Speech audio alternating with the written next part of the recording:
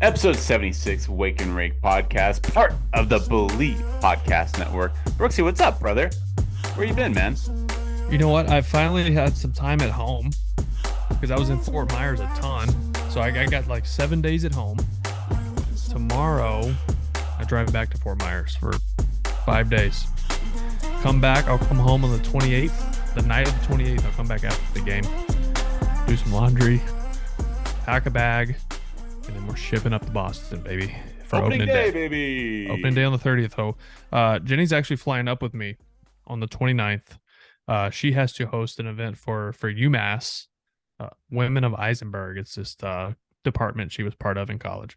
And so she's hosting that and giving a speech and talking to women about public speaking and how awesome she is, whatever, you know. Me and wife here watching CBS Sports HQ Spotlight the other day on CBS Sports Network. Jenny's hosting. She has Pete Prisco and Danny Cannell on. Samantha, my wife, is irate because Jenny's not allowed to get a word in about her NFL takes because Prisco and Danny Cannell are taking all between those two. Good luck. They're doing their jobs because Right. they're analysts. But from my wife's perspective, she wants to see Jenny and allow. Which Jenny day was that? Because today. I was on Spotlight with her yesterday. It was yesterday. I was on it. Well, I was on like the last segment. So it's 4:15 Eastern time. So I don't know, whatever that is your time. Yeah. But 1:15. So just stuck around. I wore my USA Futures game jersey for my segment because we were previewing the WBC finals last night. Let's talk WBC, man. Goodness. I'm sad it's over. Time too. That was so enjoyable.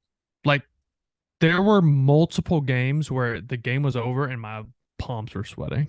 Right? Like they were just fun. You can't sugarcoat it. It was just fun. It was fun baseball. It was enjoyable. There were high pressure moments.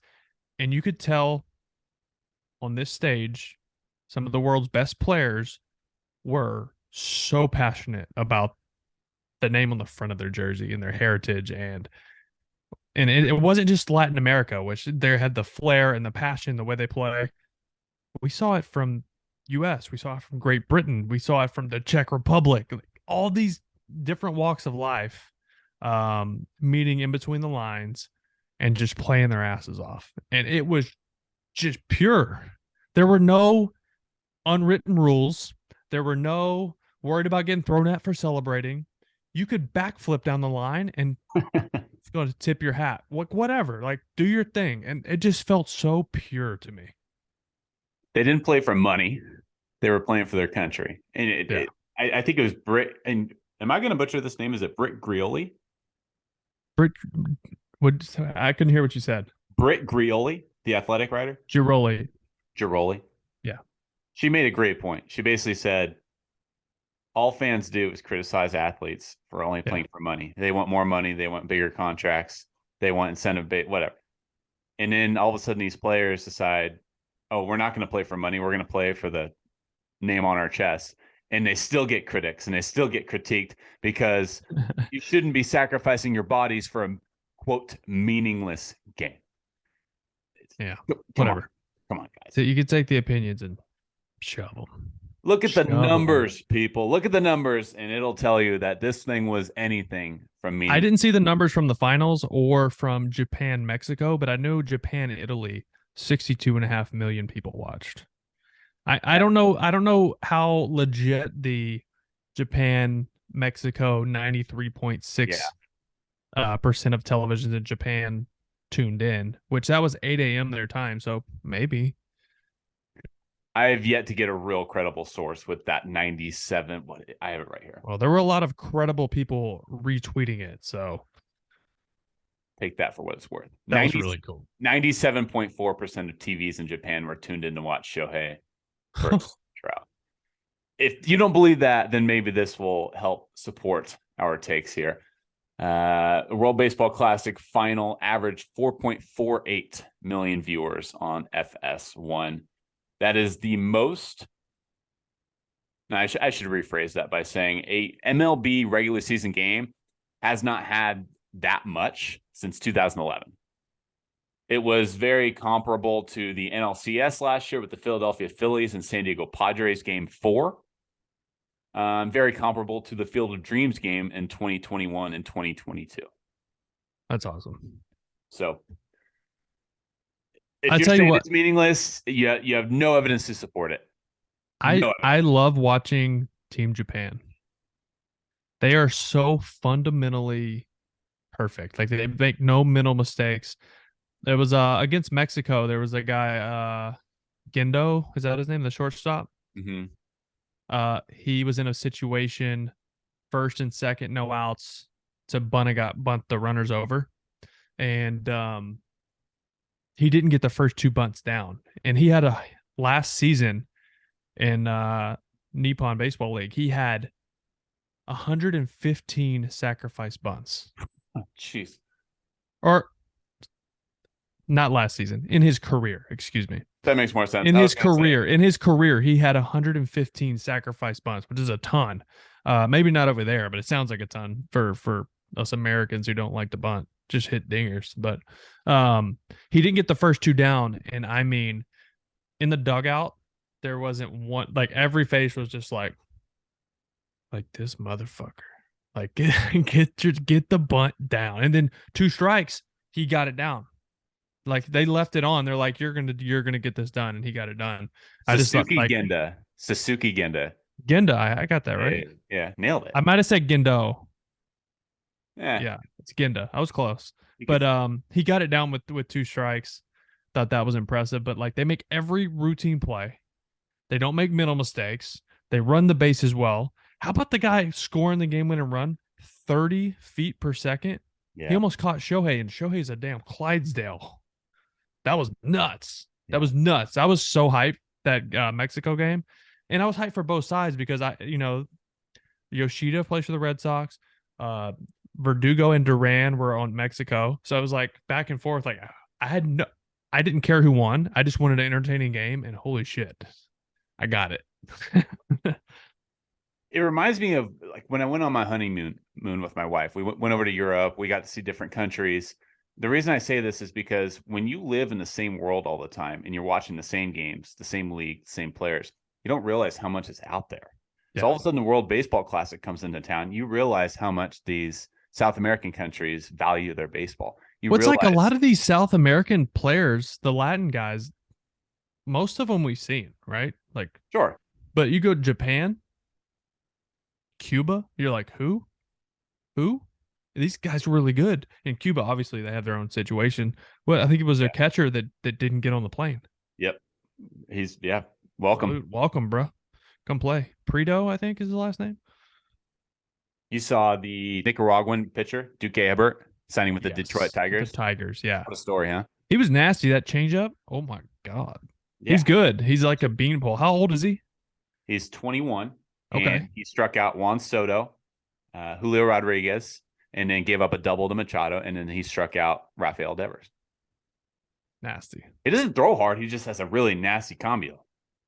I think, at some point the game will cycle back. Not anytime soon, actually, because everybody was throwing gas in this tournament.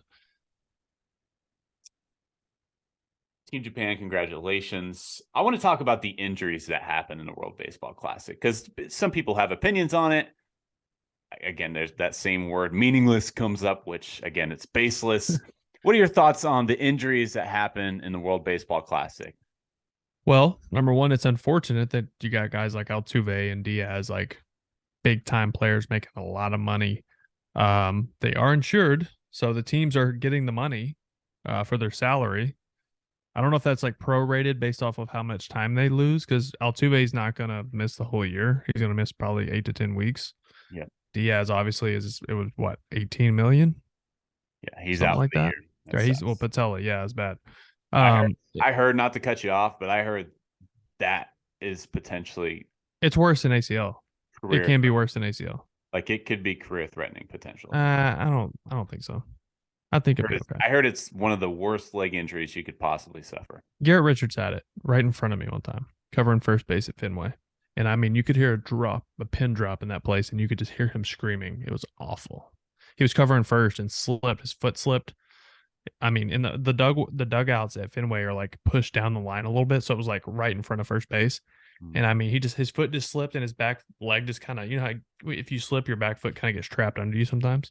Boom, right there. It's awful.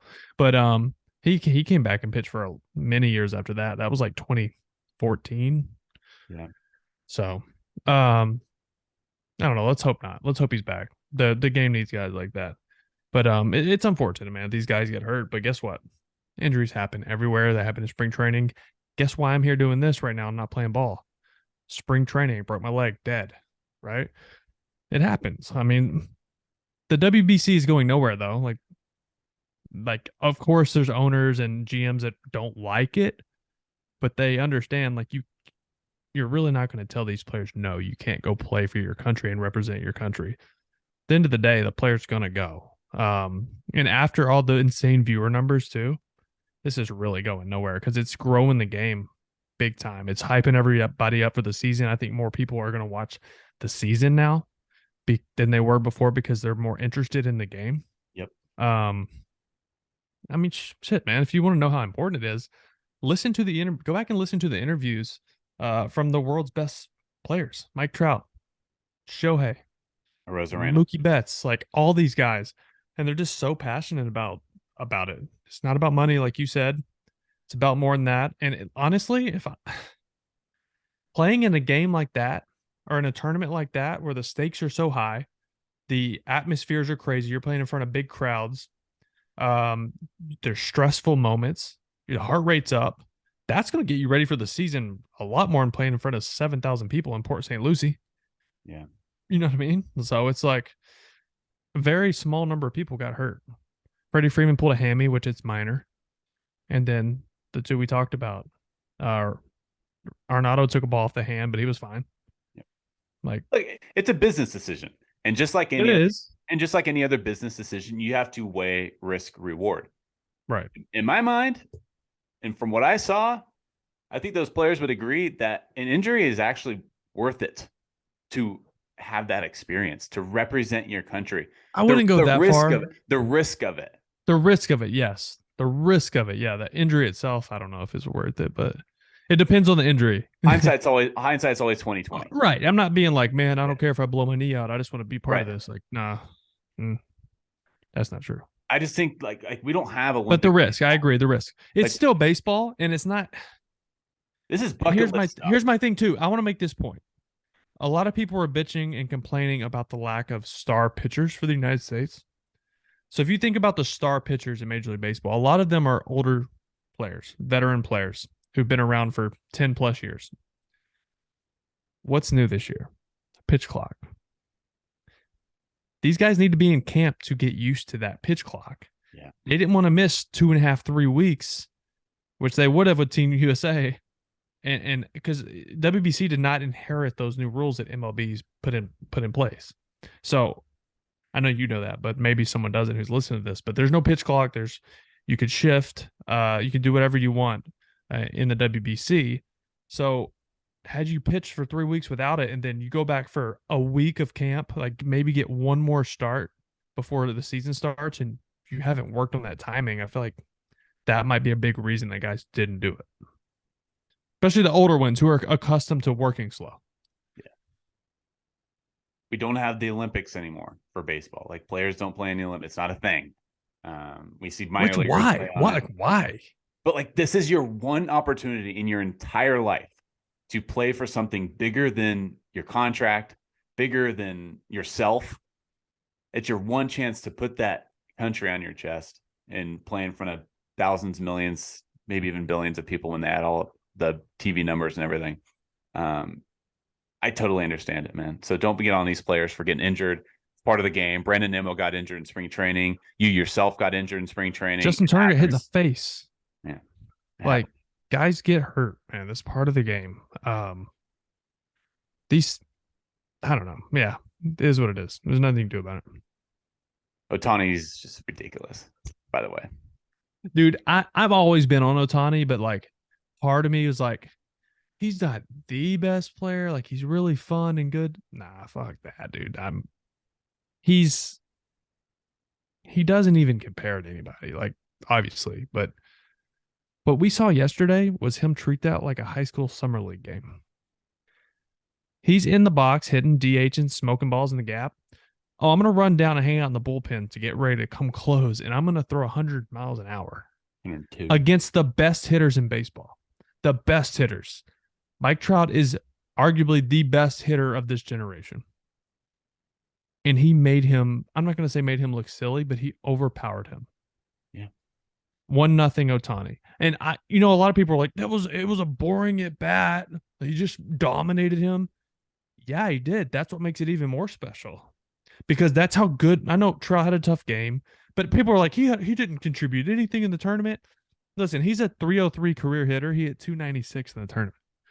He was himself. He was himself. What do you mean? He didn't contribute. He had, like, I don't know how many RBIs he had. He had enough. But Shohei came in. He gave him 2 fastballs to hit. That first one down, down the dick, middle. 100 right down the middle, and he swung through it twice. And then that slider 3-2. In my head, I'm thinking he threw the slider first pitch.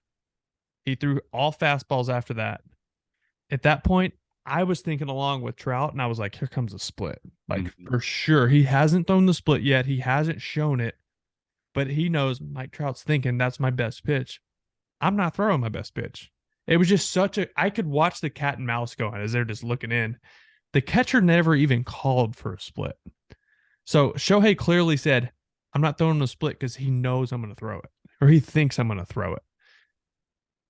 I don't know, man. It was just so fun. And I know it was like, if it ended in like a crush ball, like caught on the wall, like that would have been sick, or even Trout hitting a homer. But just for Shohei to go away from his normal approach as a pitcher, because normally if he has a power hit in there, hits fastballs in, splitters in, and then he'll break some shit away. But it was just like hard as he could, right down the middle. And he's like, nope, slider. You're not getting my best pitch. No shot. You're looking for that. It's just like, I don't know. It was fun to watch him think through that at bat.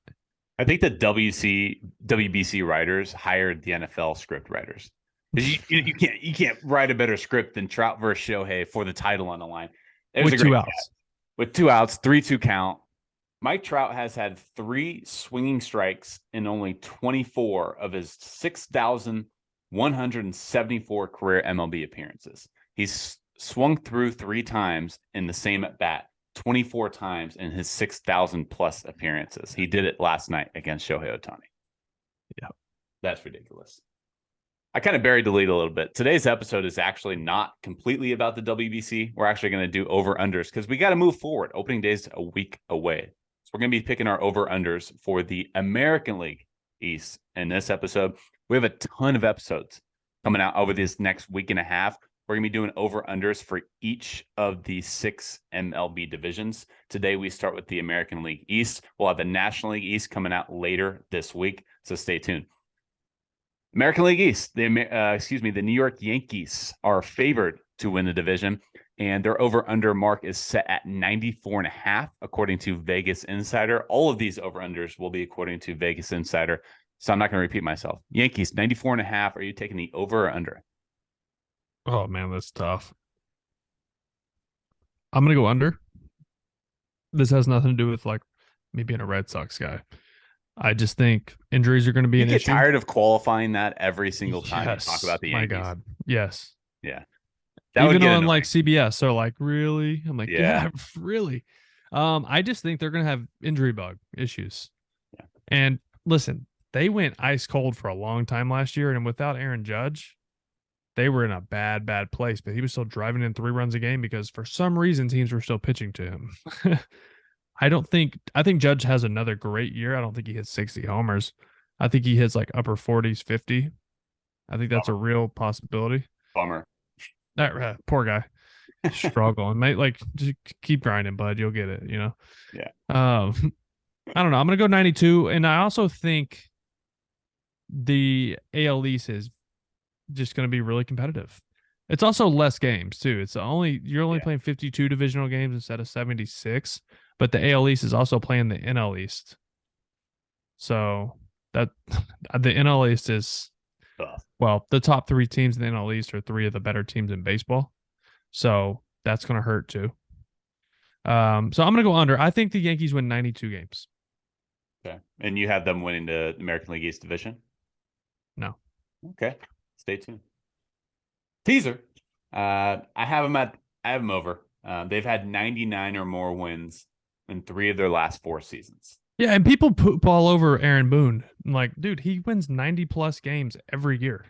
Yeah, it's a lot of games. Not him, but he's a big part of it. I think at the end of the day, Yankees, the bar is so high. So if you're not winning a World Series or making it, they won 110 wins every year in a ring. That's not good enough in Yankee fans' eyes. That's the standard. It's a different world out there. So you re-sign Judge. You add Carlos Rodon to your rotation. You bring back Tommy Kahnle, bring back Anthony Rizzo. You lose Jameson Taillon and you lose Aroldis Chapman. Chapman was, kind of a non-factor anyways, not a big deal. You're swept by the Astros in the ALCS last year. The Yankees are in a different spot this year than in years prior, though, because now all of a sudden they have these young studs that could potentially replace guys like Isaiah Kiner-Falefa at shortstop. Yep. And they're having monster springs. Oswaldo Cabrera, 864 OPS this spring. But are those guys even going to make the team? Like Volpe, I want Volpe playing short. Right. And Dominguez has got to be a part of it. Like these guys have been. I understand development, and I just cut you off, and I'm sorry. Good, but man. Volpe, I saw Volpe in person, and he hit a home run to right center, so backside over the bullpen. Now the wind was blowing to right, but this ball was tagged for a shortstop, and he's not big. According to Aaron Boone, the starting shortstop position is still to be decided. It's probably going to be Peraza. Could be Peraza, who has Peraza has had, of those 3-4 guys I just mentioned, so Oswaldo Cabrera, Anthony Volpe, and Jason Dominguez, Peraza has actually had the worst spring of those 4. Right. Jason Dominguez has a 1565. Let's not forget, Volpe has 46, 47 at bats. It's a small sample size. Yeah. He had a 30% strikeout rate in AAA last year. So let's not be like he's the next coming, because he's very good, but this is a small sample size of spring training where guys can go off and then do nothing. So I do like him. I think he plays out well. I do think he starts the year in AAA. You have him under. I have him over. I think they win the division. Playoffs are another story. We'll see where they're at. How about you read your little spiel about each team, and then I'll give my answer after. That's fine. Maybe you'll sway me. I told you before this, I actually changed strategies. Normally I do all my notes via computer, Microsoft Word. I went old school and went pen to paper, and I think I like it better. I think I like pen to paper. There's something about writing it down. I think I'm getting older, 27 years old now, which is shocking to me. Toronto, 90.5 is what their win total is set at. They had 92 wins last year, 91 in 2021. They were swept by the Mariners in the American League wildcard last year. They added first baseman Brandon Belt from San Francisco. They traded for Dalton Varsho, added Kevin Kiermaier, signed Chris Bassett and Chad Green. I think their X factor is really Jose Barrios. What does he have left in the tank? There's a rotation. And I feel like they have 2. I feel like Kikuchi too. I think Kikuchi's really, if he's there, great. His stuff is phenomenal. His command is not. I think you make a great point, actually. Whoever decides to step up and takes that 4-starter role. It could be Barrios, Kikuchi. No, I think the 4 will be Bassett. I think Kikuchi's 5. I think Barrios is 3. Gosman's 2, and Manoah is 1.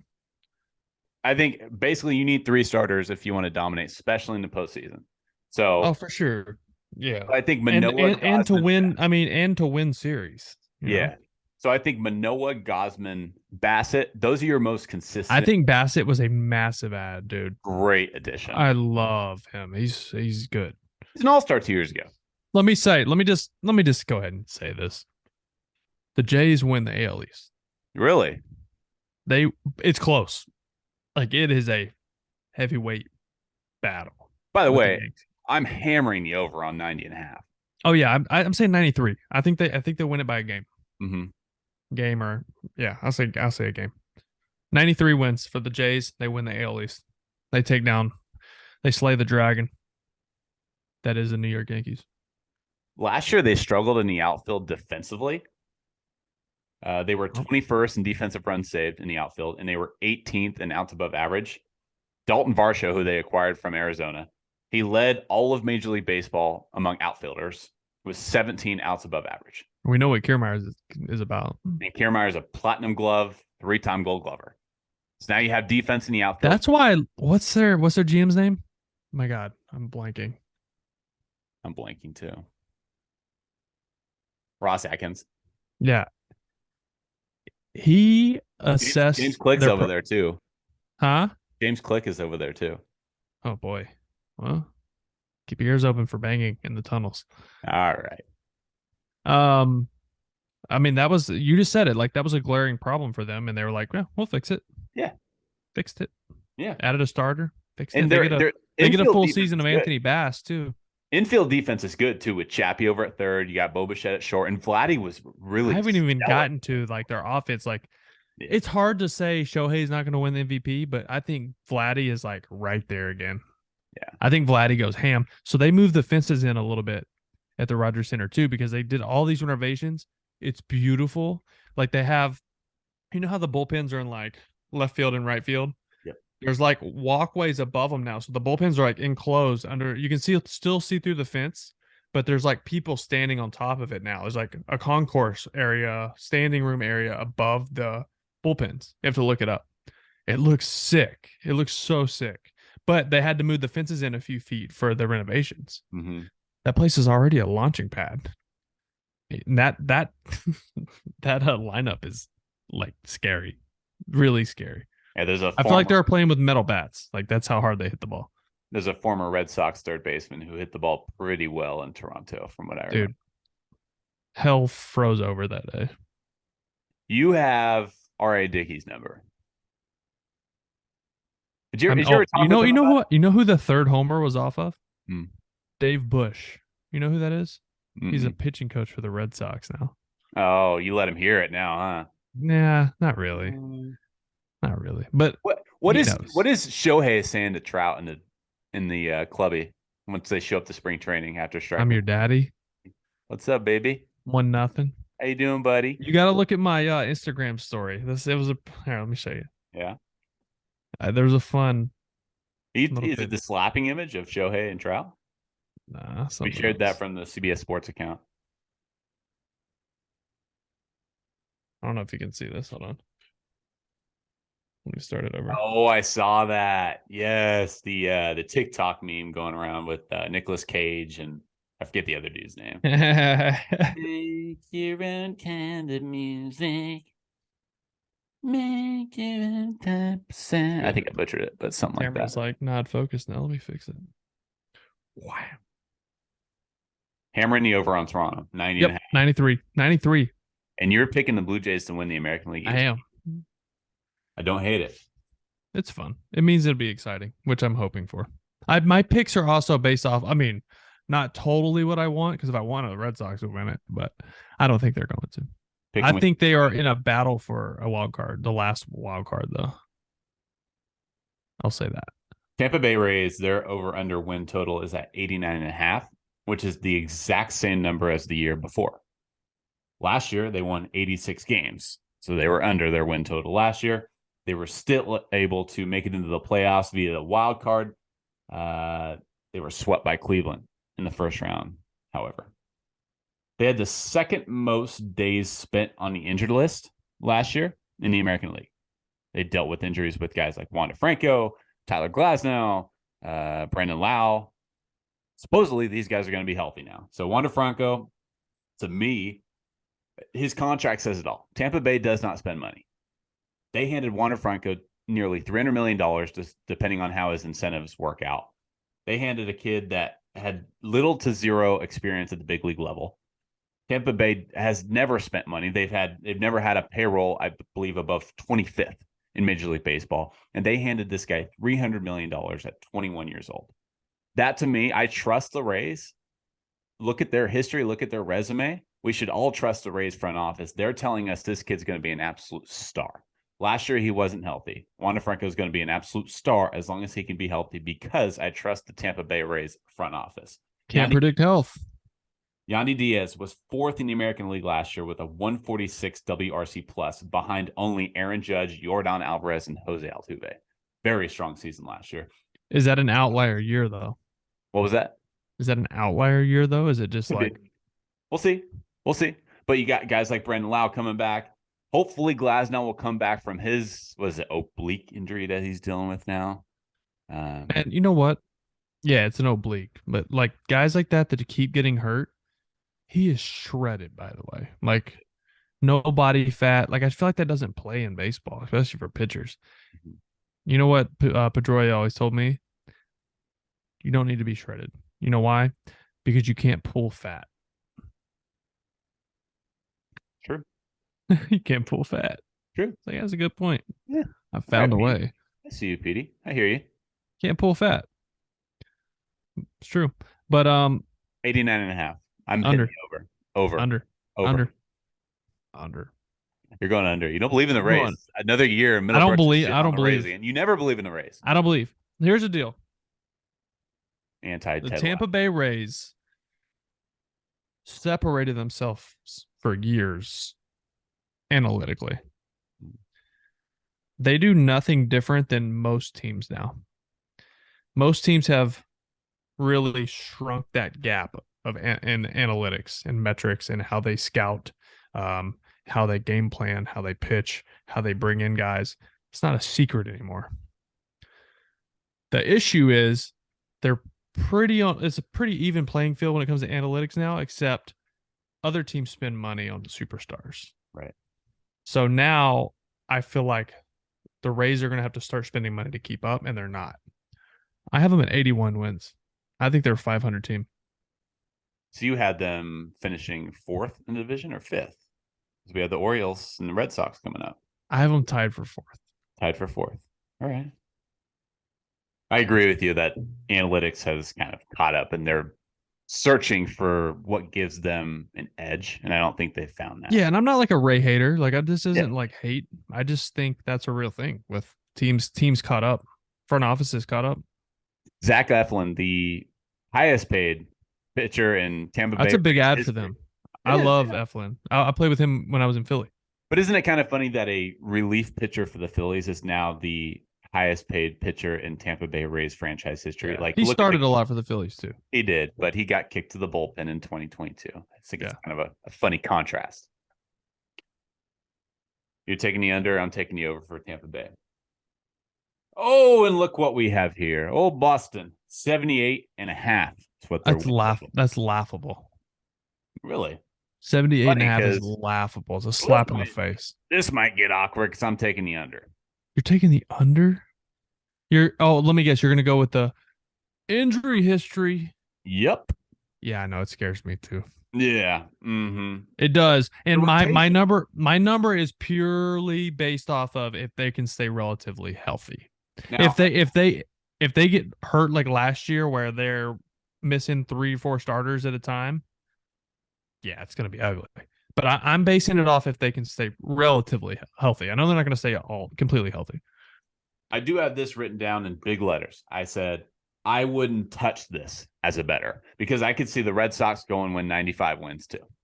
Nah, I don't think they win that many. I could see them winning mid to upper 80s if everything goes right in their wild card team, or I could see them winning 73 games. If they fall apart health-wise, which I don't think they're going to fall apart. I think Chris Sale has a really good year this year. They had 78 wins last year. So they're basically saying, will the Red Sox win one more game than they will last year? That's what the betting world They are much better. They blew so many saves last year, and they walked so many guys in the bullpen. They brought in Kenley Jansen.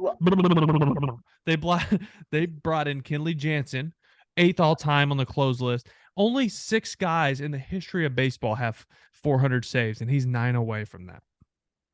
That's sick. How many? They also have defined roles in the bullpen with setup guys.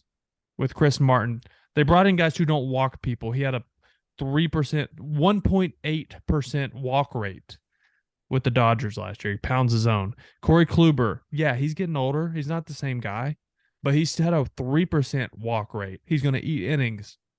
Nick Pivetta is going to have a 4.5 ERA, but he's going to eat innings as well. I don't know, man. I think Chris Sale has a really good year. I'm not calling for Cy Young. I hope so. Yeah.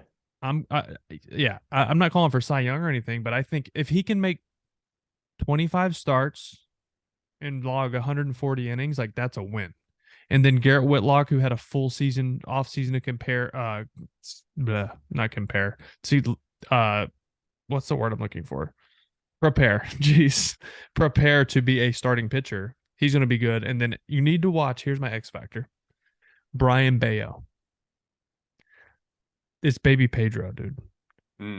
Look up video. I want you to put video in right now in this pod of Brian Bayo. Look up his last outing against the Phillies in spring training. He's throwing 96 mile per hour sideways balls. Like, this isn't. So his last year numbers, let me explain, because his numbers don't look good from his starts last year. Number one, they had to bring him up too early. I think he was underdeveloped and he was overmatched when he came up. I think he was trying to pitch like the rest of the league with throwing fastballs up and then, above bats and then break stuff below the zone. That's just not who he is. He is a sinker baller with like velocity. He needs to pitch down in the zone and be a ground ball monster. Watch this kid's stuff. Changeup's very good. His changeup is disgusting. But watch his fastball.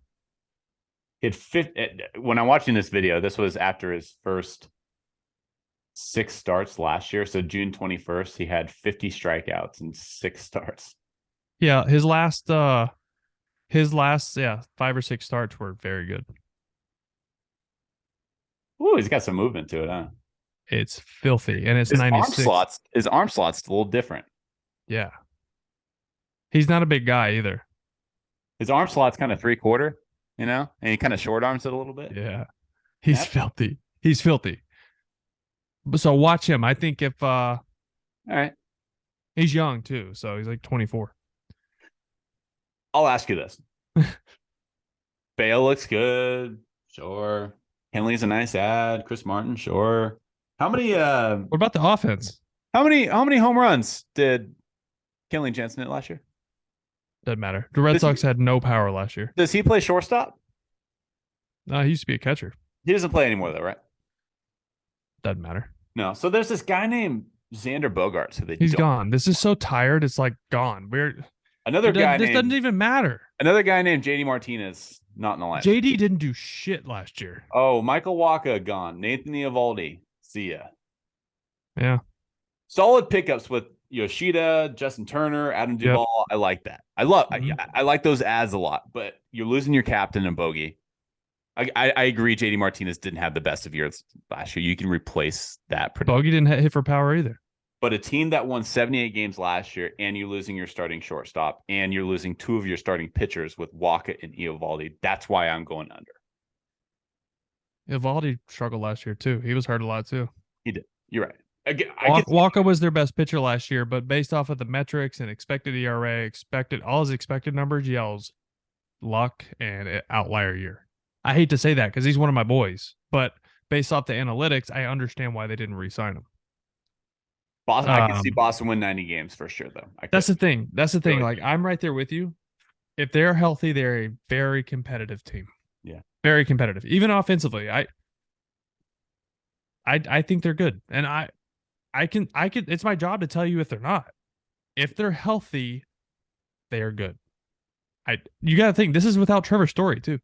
Yeah, that's a key. That's a key missing. That's key. So that's a hole. So let's say if he can come back late July, August 1st, and they're in the hunt. That's a big pickup. Yeah, no doubt. If it's that'll be massive if he can make it back, and he's ahead of schedule right now from what I've when I've talked to him. But I'm gonna go 85 wins. All right. And like I said, that is based off of them being relatively healthy. And you have them in the playoff picture? I have them. So that is the thing. There's going to be like 6-7 teams fighting for that last spot. Yeah. Angels. Mariners will be in, I think. I think they'll be like the First one. I got to think. Okay. Astros, Jays. Yankees, according to you, right? Yeah, Yankees. Only one team from the Central, and I'm going to go Indians or Guardians. Guardians. I did that last episode. Yeah, I'm canceled. Yeah. I said, did I say Mariners yet? No. Mariners. No, I didn't. Because the White Sox could come out of nowhere. I don't think so, dude. Yeah. I mean, anyways, for the last spot, you're going to have like 6 teams. White Sox, Twins, Angels, Rangers. It could be the Rays, Sox, and O's going for it too. So that's going to be fun to watch in September. Final team in the division, the Baltimore Orioles, who surprised everybody last year, going 83-79. They lost to free agency, Ruben Odor and Jordan Lyles. They added catcher James McCann from the Mets, brought in former All-Star Adam Frazier. They brought in Kyle Gibson, Cole Irvin, and Michael Givens. When Adley Rutschman played last year, they re-signed Michael Givens? They traded him away, then re-signed him. Okay. Yeah. When Adley Rutschman played last year, they were 63-50, 13 games over 500. Turned around their entire season. Mm-hmm. It's the next generation's Buster Posey. Seems that way. Now they're going to have number 1 prospect in all baseball, Gunnar Henderson. And hoping to have Grayson Rodriguez, who is a top MLB prospect, top 50, top 30 MLB He looks prospect. good. He's looked good this spring, too. They're hoping to have him in the rotation. Now, the rotation also is supposed to have lefty changeup extraordinaire. What's his name? Oh, he had Tommy John. John Means. So maybe he could come back later in the year. It's still kind of it'd be late. It'd be late. Because he blew out in April last year, right? Yeah. So it would be late. It would be like August, September at best. Yeah, but you take into account too, Kyle Gibson's a very strong starter. Cole Irvin, who they brought over from Oakland. Nobody knows about Cole Irvin. Swervin' Irvin. Yeah. He was in Philly when I was there. Really? Mm-hmm. How did he get to Oakland? By plane, probably. I don't know. It's a good guess. Cole Irvin's a really strong starter too. So I think the rotation is decent, and I think the offense with Adley, Gunnar, Jorge Benteo was stellar defensively. You still have Cedric Mullins out there. You still have Austin Hayes. I think the lineup's pretty good. So I'm taking the over 76.5 for Baltimore. I'm taking the over as well. That's low. That's a low number. I got him at 83. The betting world or the sports books are essentially saying that they think last year was a fluke. They think last year was a fluke. I think they could have done a little more in the offseason, but they still made some good moves. I think they're just putting a lot of weight on, hey, these are our guys. We're going to stick with our young guys and go. I got them at 83. I think they're competitive. Just that young core group of guys that go out and play together every day, kind of building something. I'm not going to compare them to the Astros, but I played against the Astros when they were losing 95 games. And then they started getting better and better and better with that core of Altuve and Correa and all these guys that came up playing together, and they built that. So that's kind of the road they're on. I'm not saying they're going to turn into what the Houston Astros have been, because they've turned into, I can't say dynasty, but very good American League dynasty for sure. Yeah, I guess. Yeah.